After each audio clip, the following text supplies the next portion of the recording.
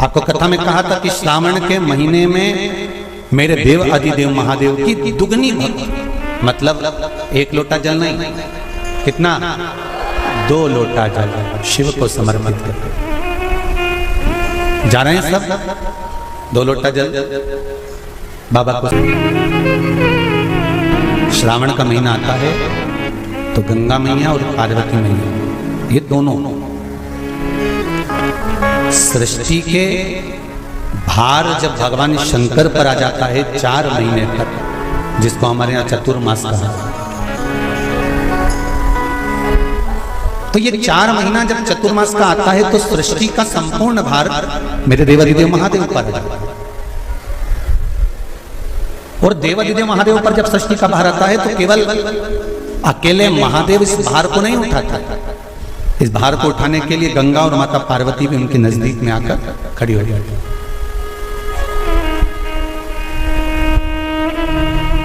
देखिए बड़ा सुंदर संवाद, ध्यान रखिएगा जरा श्रावण शिव महापुराण की कथा का। केवल एक पुरुष का कार्य नहीं है परिवार का भार उठाने का, केवल एक पुरुष का भार कर्तव्य नहीं कि परिवार का भार केवल पुरुष उठाए।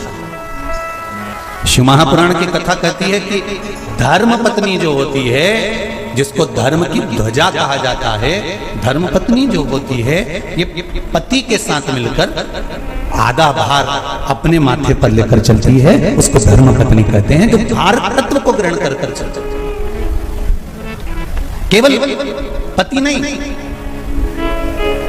केवल पति नहीं, धर्म पत्नी आधे भार को ऐसे कम कर देती है कि वो घर में रहकर बच्चों का देख रेख कर कर, आए हुए अतिथिगण का सम्मान कर कर, भजन कर कर, कीर्तन कर कर, पुण्य कर कर, सत्कर्म कर कर, मंत्र जाप कर कर, नाम जाप कर कर, जो भगवत स्मरण में डूब कर जितना पुण्य अर्जित करती है धर्मपत्नी, उसमें से आधे से आधा पुण्य अपने पति के खाते में देती चली जाती है उस भार को उठाने के लिए।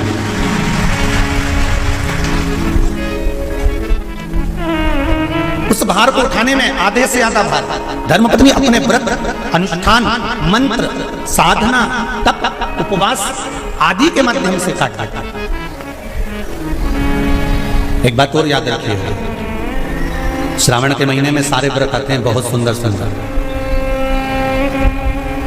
छोटी तीज का व्रत भी आ जाता है, बड़ी तीज का व्रत भी आ जाता है।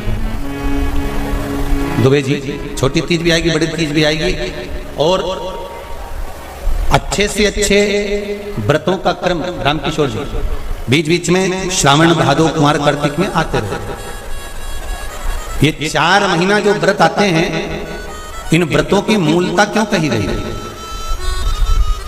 ये सारे व्रत चतुर्मास के अंतर्गत ही आते हैं, इन व्रत को बाद में भी आ जाना चाहिए, पर नहीं, मूल जो व्रत हैं, पूजन है, अनुष्ठान है, देवी देवताओं के जो पूजन के भाव बताए, वही चतुर्मास में बताए। इसका कारण क्या है? क्यों चतुर्मास के व्रत की महत्वता होती है?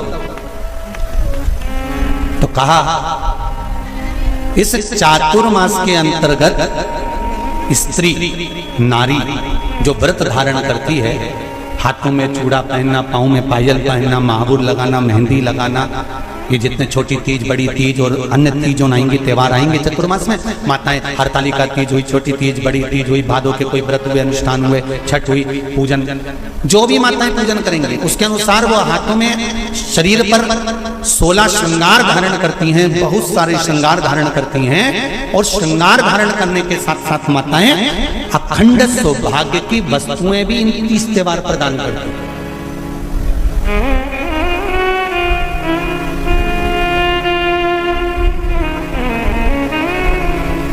जो अखंड सौभाग्य की सूचक है, जो अखंड सौभाग्य की वस्तुएं वो देने का प्रयास करते हैं, दान। क्यों जीजियो, एक बात बताओ, जितने भी माताएं कथा सुन रही हैं और जितने फेसबुक यूट्यूब पर सुन रहे हैं और जितने आस्था चैनल पर सुन रहे हैं, श्रावण के महीने की श्रावण शिव महापुराण की कथा सुन रहे हैं, एक बात दिल से बताना, जितनी सौभाग्यवती माताएं होती हैं, ये संक्रांति पर भी 13 चीजें दान करती हैं, 14 चीजें दान करती हैं, बीच में कोई 16 सोमवार का उद्यापन करेंगी तो भी सुहाग की सामग्री देंगी, उद्यापन करेंगे तो भी सुहाग की सामग्री देंगे, कोई कार्य करेंगे तो भी सौभाग्य की सामग्री देंगे। सौभाग्य की सामग्री का दान क्यों किया जाता है? सौभाग्य सूचक वस्तुओं का दान क्यों किया जाता है? सौभाग्य की वस्तुएं क्यों प्रदान करी जाती है, क्यों दी जाती है? उसका कारण क्या है? क्यों देते हैं महाराज? भारत की भूमि की सौभाग्यवती माताओं का एक मन की अभिलाषा रहती है, भारत की भूमि की माताओं की एक अभिलाषा रहती है कि जब उसके प्राण छूटे तो अखंड सौभाग्य धारण करके पति के कंधे पर और पुत्र के कंधे पर शमशान पर। ये भारत की भूमि की माताओं की सोच, उनके मन का संकल्प, उनके मन का भाव। और विदेश की माताओं का क्या संकल्प होता है महाराज?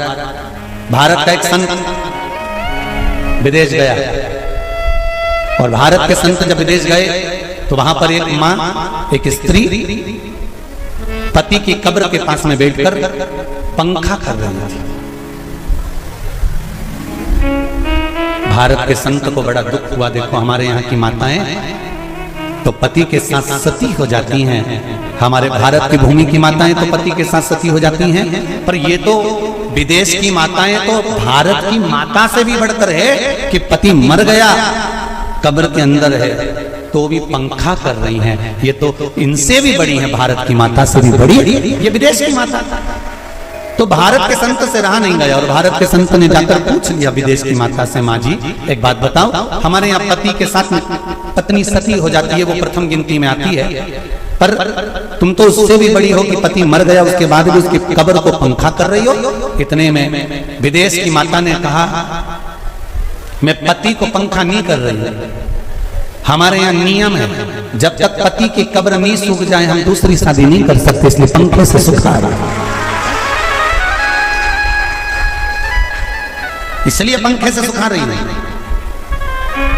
मेरे भारत की माताओं में और विदेश की माताओं में अंतर है साहब। मेरे भारत की माताएं अखंड सौभाग्य की वस्तुएं धारण कर कर अपने आप को गौरवान्वितता महसूस करती हैं और विदेश की माताएं ये सब वस्तुएं उतार कर गौरवान्वितता महसूस करती हैं।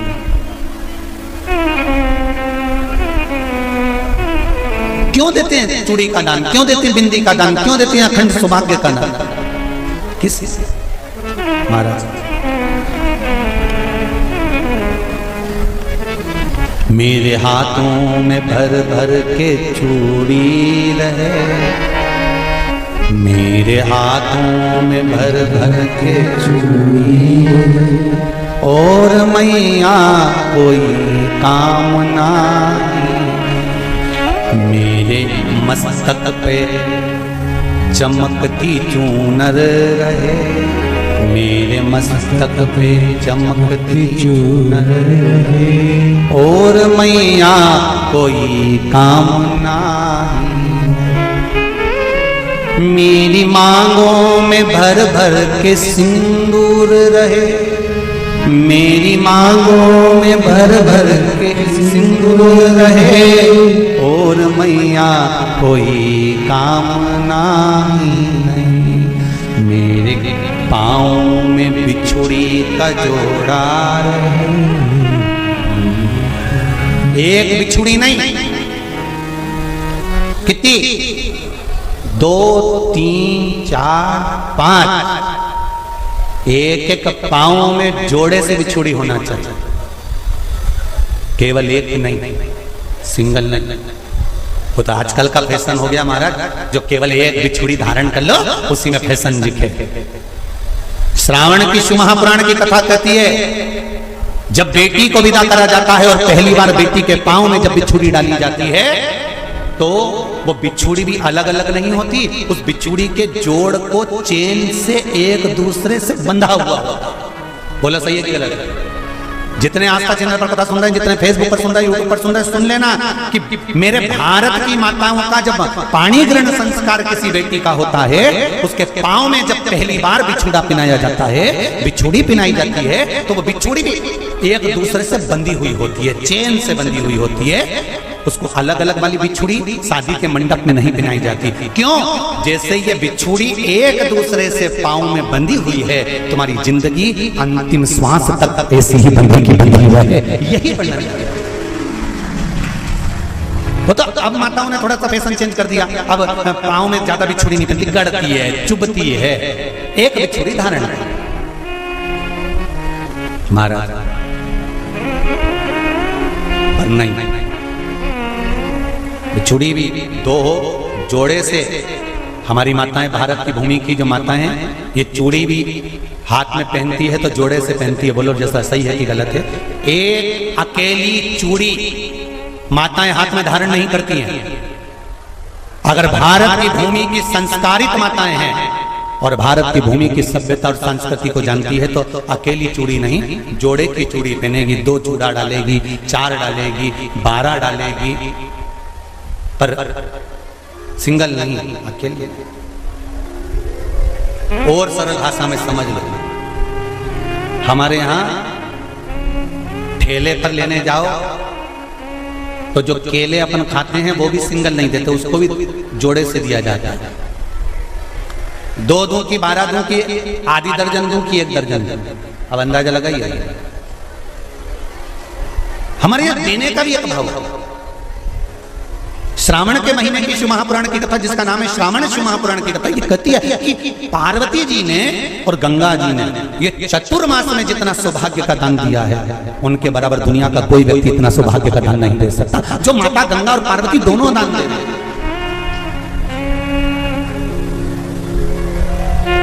प्रतिदिन दे रहे हैं। और अब तो फैशन आ गया, तुम लोगों जो सौभाग्य का दान देते हो प्लास्टिक की डलिया में देते हो, पर एक एक पुराण को उठाकर देख लेना, एक एक अध्यापन को उठाकर देख लेना, जितनी तुम कथा तुम्हारे घर में छोटी छोटी कथाओं की पोथियां पढ़ी हो उनको उठाकर देख लेना, उसमें नहीं लिखा कि प्लास्टिक की डलिया में सौभाग्य की वस्तु का दान दिया जाता है। उसमें लिखा है बांस की पिटारी में, बांस की डलिया में सौभाग्य की वस्तुओं का दान दिया गया। क्यों? क्योंकि बांस वंश की वृद्धि करता है, बांस सौभाग्य की वृद्धि करता है, और बांस अखंड सौभाग्य, जैसे बांस का पौधा बढ़ते चले जाता है, बढ़ते चले जाता है, उसी तरह बांस की डलिया में जब दान दिया जाता है, बांस की टोकनी में जब दान दिया जाता है, तो ये भाव रखा जाता है कि तुम्हारा सौभाग्य ऐसे ही बढ़ता रहे। पर अब थोड़ा सा फैशन चेंज हो गया तो प्लास्टिक की डलिया, पर प्लास्टिक की नहीं। महाराज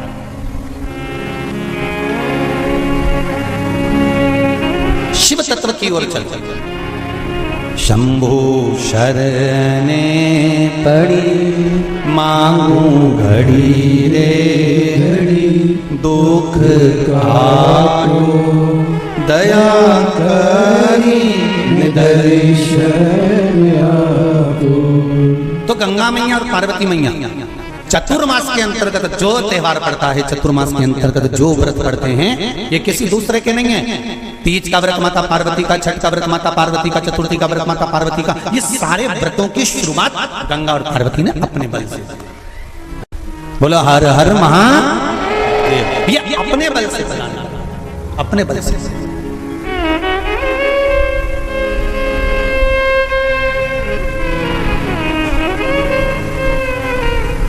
एक बार बाबा देवादिदेव महादेव भगवान शंकर भोलेनाथ नंदी को लेकर निकले,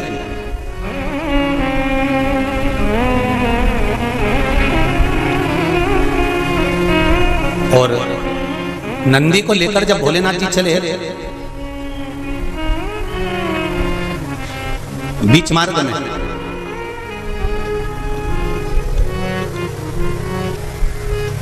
जिस चंचुला देवी का पति बिंदु के प्राण छूटे थे, और जो चंचुला देवी माता पार्वती की सेवा में लगी हुई थी, वो चंचुला देवी का दर्शन भगवान शंकर को और शंकर भगवान का दर्शन चंचुला देवी को। अब देखिएगा जरा कथा पर विशेष ध्यान रखना। श्रावण महीने की शिव महापुराण की कथा कह रही है कि नारी का अखंड सौभाग्य कैसे रह सकता है।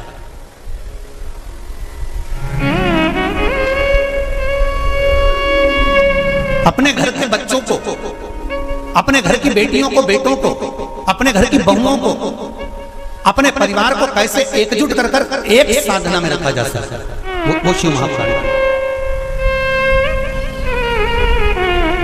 महाराज। बीच में चंचुला देवी दिखी, नंदी पर बैठे बाबा भोलेनाथ चल चल चल, और आराम से देवादिदेव महादेव जा रहे थे। नंदी अलमस्त होकर चल रहे थे, हाथ में बाबा के त्रिशूल त्रिपुंड, मस्तक पर भस्म रमाए हुए, जटा जूट बांधे हुए, मस्तक पर सुंदर चंद्रमा है और गंगा की धार बहते बहते देवादिदेव महादेव चंचुला के सामने आ गए। चंचुला वो जिसका पति बिंदु प्रेत योनि में पड़ा हुआ था और बेदब्य था, उस चंचुला ने धारण कर रखी थी, उसका पति जीवित नहीं था।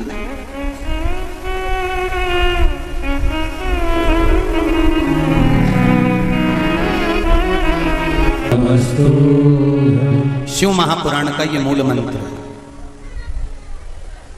शंकर भगवान की पुराण तुम्हारे सम्मुख में है, भले आस्था चैनल पर कथा सुन रहे हो, फेसबुक यूट्यूब पर सुन रहे हो, चाहे एक वरिष्ठर बाबा की पावन धरा पर ऑनलाइन शिव महापुराण की कथा को श्रवण कर, जहां बैठकर सुन रहे हो वहां दिल से बाबा से अपने मन की बात इस मंत्र को बोलने के बाद अवश्य कह देना चाहिए, उससे विनती अवश्य करना चाहिए।